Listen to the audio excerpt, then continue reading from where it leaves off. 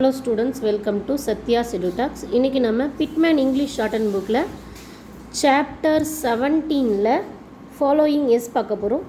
So எஸ்ஸோடு சேர்த்து இந்த H வரும்போது எப்படி ப்ரொனவுன்ஸ் பண்ணணுன்றதை கொடுத்துருக்காங்க. ஷீ ஹீ ரேஸ் ஃபிட்ஷுஹூ அப்படின்னு வரும்போது இந்த இசட்டு ஹெச் எல்லாம் வரும்போது அந்த செஸ் சர்க்கிள் மாதிரி எழுதி யூ போடணும். இதுலேயும் அப்படி தான் ரேஸ் ஹார்ஸ் அப்படி வரும்போது ரே போட்டு சஸ் சர்க்கிள் போட்டு அப்படியே ஹார்ஸ் ஹே போட்டு ஆர் சர்க்கிள் போடுறோம். H follows stroke. இன்னும் அடுத்த ஸ்ட்ரோக்கு அந்த மாதிரி வரும்போது எப்படி யூஸ் பண்ணணும் அப்படின்னா கொஹேர், எக்ஸ்செக்கர், அப்ஹார், அப்சர்வர் அந்த மாதிரி போடணும். டிக்கி ஹெச் இந்த எம் எல் ஆர் அதெல்லாம் வரும்போது நம்ம டிக்கி ஹெச் யூஸ் பண்ணணும். அப்போ எப்படி போடணும்? ஒரு குட்டி ஸ்ட்ரோக், குட்டியாக ஒரு ஹெச் மாதிரி போட்டு குட்டியாக ஸ்ட்ரோக், அது வந்து ஓவல்ஸ் மீனிங் தான் கொடுக்கும்.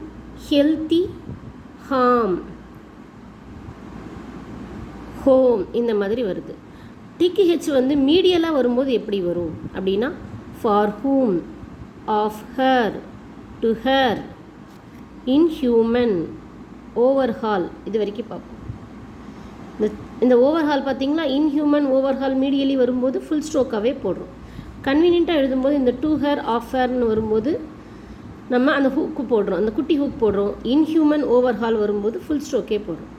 இது வரைக்கும் பார்ப்போம். இந்த சேனல் உங்களுக்கு பிடிச்சிருந்தா லைக் பண்ணுங்கள், ஷேர் பண்ணுங்கள், கமெண்ட் பண்ணுங்கள், சப்ஸ்கிரைப் பண்ணுங்கள். தேங்க்யூ.